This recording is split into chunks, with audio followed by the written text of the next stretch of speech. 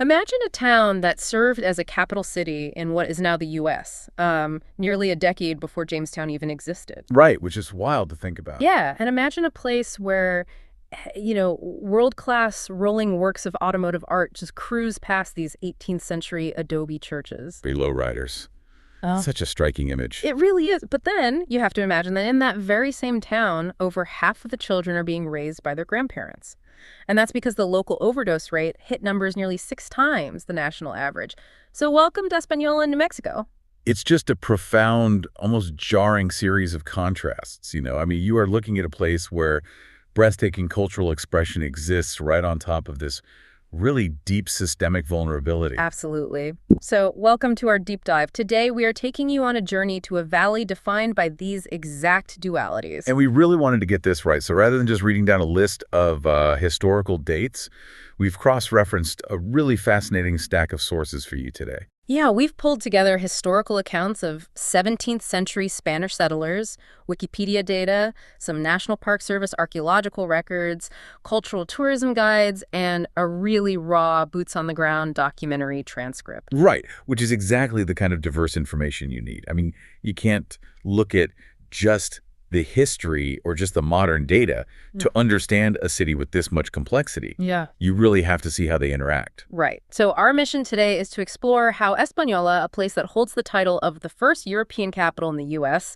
and later claimed the title of the lowrider capital of the world, is, well, simultaneously battling this devastating generational drug epidemic. It's a lot to cover. It is. Okay, let's unpack this. Because to understand the modern struggles and the incredible art of Española, you really have to understand just how deep its roots go. We have to go back long before the United States was even a concept. We do. I mean, long before any European arrived, the Tewa people had lived in this region since, like, the 13th century, Right. specifically in pueblos like Ohkay Owingeh. But the landscape of that valley changed completely in 1598. That is when Juan de Oñate arrived with about 600 settlers. And this wasn't just soldiers, right? No, exactly. This group included families, Franciscan priests, and Tlaxcalan allies from Mexico.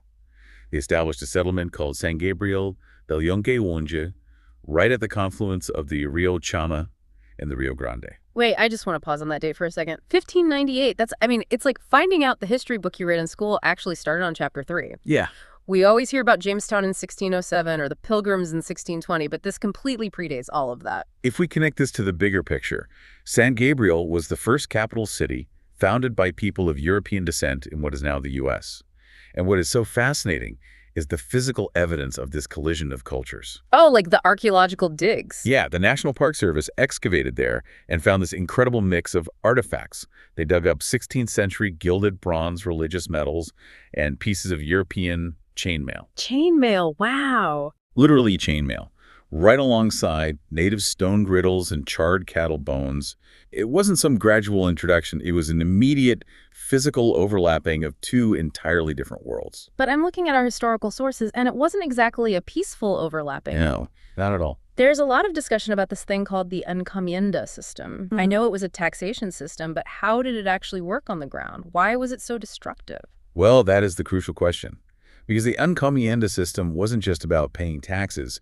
It was basically a mechanism of forced labor. Okay, how so? Under this system, the Spanish crown granted colonists the right to demand annual tribute from the Pueblo households. So this usually meant goods like corn, produce, or woven blankets. Right, but farming in the high desert of New Mexico is super precarious. Exactly. If there was a drought or a bad harvest, the Pueblo families obviously couldn't pay the tribute. And I'm guessing the Spanish didn't just, offer them a grace period. Definitely not. When the tribute couldn't be paid, the debt was immediately converted into forced labor.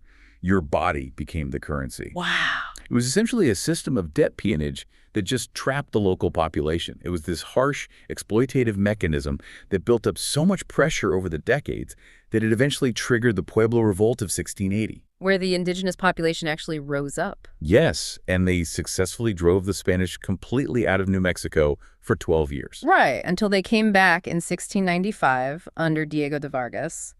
And this recolonization period is where we really start to see the birth of a totally unique identity in the valley. Yeah, the blending of the cultures. Exactly.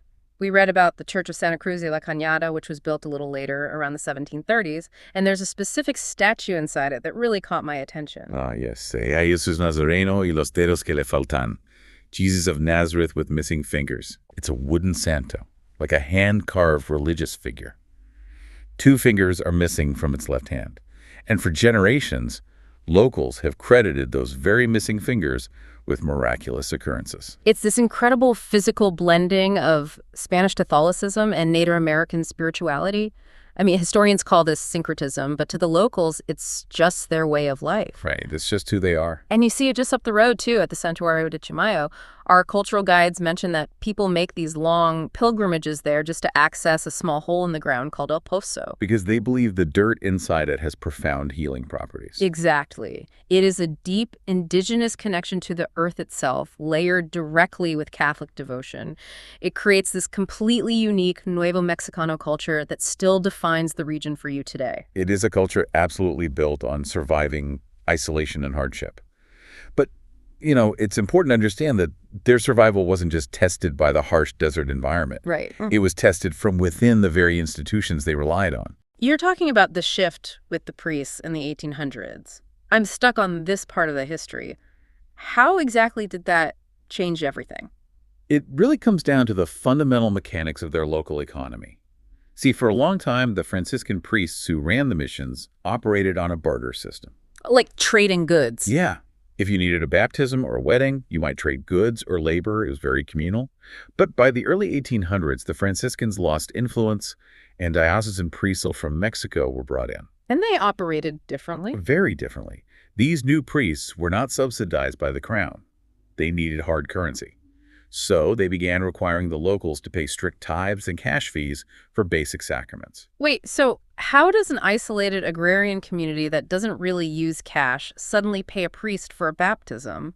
What happens to the local economy when that gets enforced? It basically fundamentally breaks a community's psychological and financial foundation. I mean, when you barter a goat for a baptism, it's an exchange of local, accessible goods. Right, stays in the community. Exactly.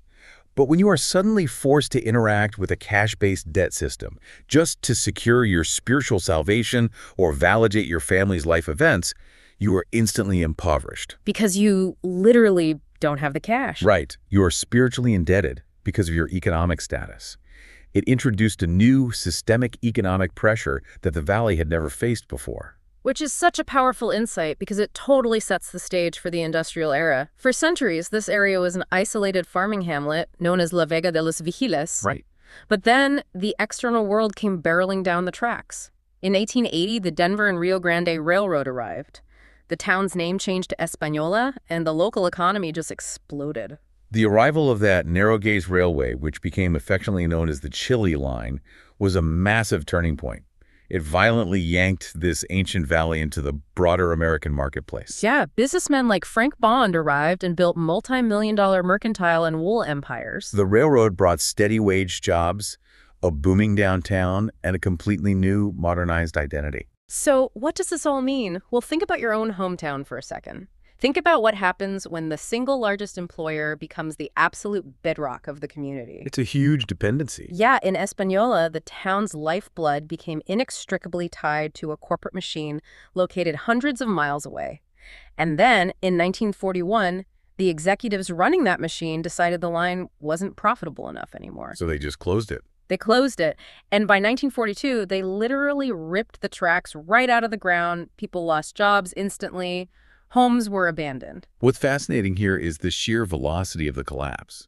When the mechanics of a macroeconomy deem a microeconomy expendable, the devastation is total. It's like pulling the plug on a life support system. It really is. The removal of the Chile Line didn't just slow Española's economic momentum, it severed it completely. The community was left in a sudden vacuum and was forced to seek a new lifeline. And right around that time, the Manhattan Project was starting up nearby in Los Alamos. But I have to push back here, because this is where the narrative usually gets simplified, I think.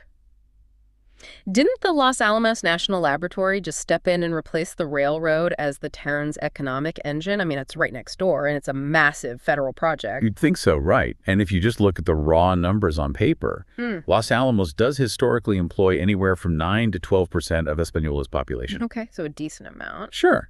But the reality on the ground is much more complicated. It didn't Yeah. lift the whole town up. It created an immense economic shadow. Let's break down the mechanism of that shadow.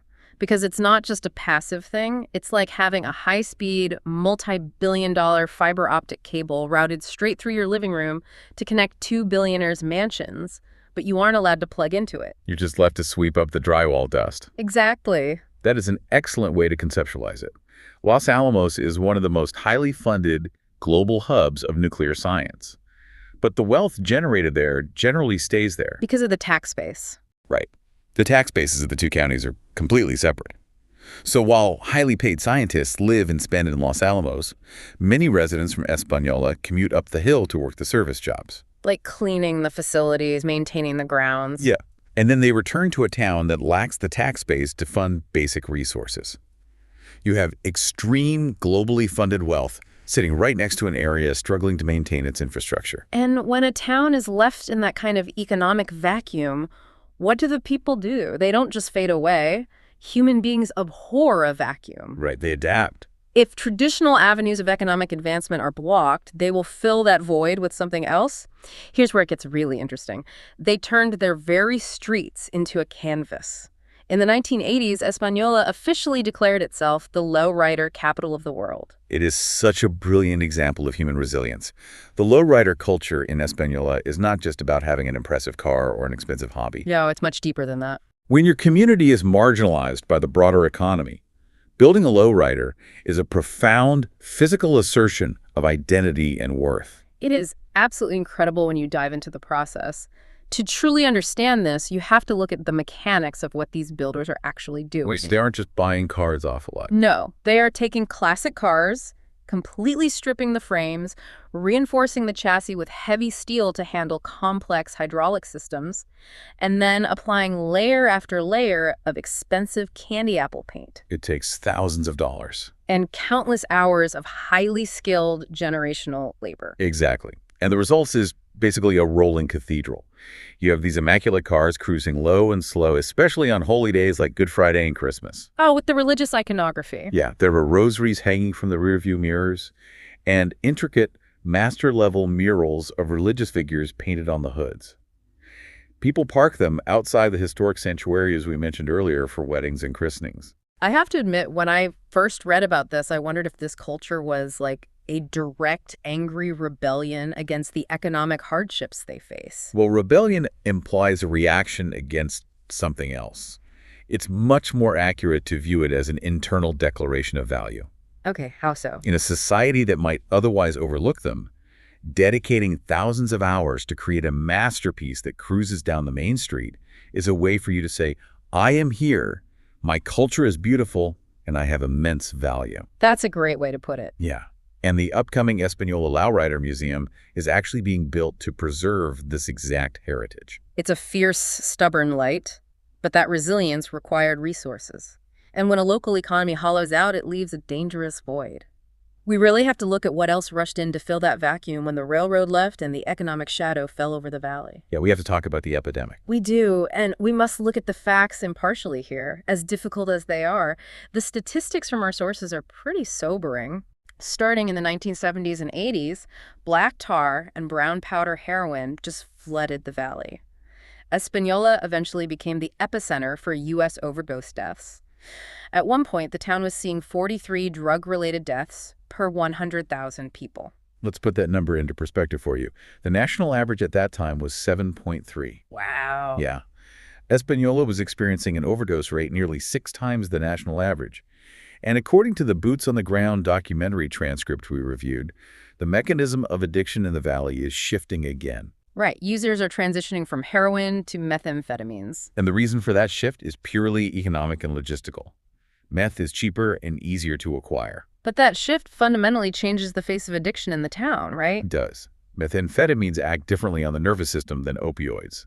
It often makes users more erratic and leads to a sharp increase in property and violent crime. I really want to focus on the why here. Why is this gripping the town so tightly across generations? It's a deep issue. One of the recovery directors in the documentary explained the underlying neurology of what is happening to these residents. When someone starts using heavy narcotics at a young age, say 15 or 16, The drug essentially hijacks the prefrontal cortex. That's the part of your brain responsible for logical decision-making and long-term planning. Precisely. And once that logical center is compromised, survival instincts get routed through the midbrain, the fight-or-flight center. So the brain literally rewires itself to believe that acquiring the drug is as essential as oxygen. Yes. It is a biological hijacking, which is then compounded by a lack of local economic opportunity. Which perfectly explains why the generational toll is just so devastating. Look at the raw data from the sources. In 2016, out of 219 babies born at the local hospital, 80 were exposed to opioids. That is more than a third of all births. Right. And because of addiction, incarceration, or tragic overdoses, the school system reports that about 60% of kids in the valley are being raised by their grandparents. 60%? That's just staggering. In some schools, 100% of the students qualify for free lunch. This raises an important question about resource allocation, going back to our discussion of the economic shadow. Española sits geographically right between Santa Fe, a wealthy state capital, and Los Alamos, a globally funded laboratory. And yet Española itself struggles immensely to fund basic emergency services to handle this crisis. First responders report dealing with 180 to 200 violent calls a year. And the strain is breaking the system. Between 2023 and 2025, police calls doubled. This escalation forced the governor to officially declare a state of emergency in August 2025 due to drug trafficking and violent crime. It's overwhelming for them. At one point, Española's police force had dropped from over 40 officers down to just 25. Imagine trying to police a severe shifting drug epidemic with nearly half your force gone. It inevitably leads to unspeakable tragedies. The documentary sources impartially detail some deeply heartbreaking cases. Yeah, they do. They cover the discovery of a 5-year-old, Renesmee, in the river, and the random fatal shooting of a young man named Cameron on Highway 68. When you hear the pain expressed by the community in those transcripts on all sides of these tragedies, the generational trauma is just palpable.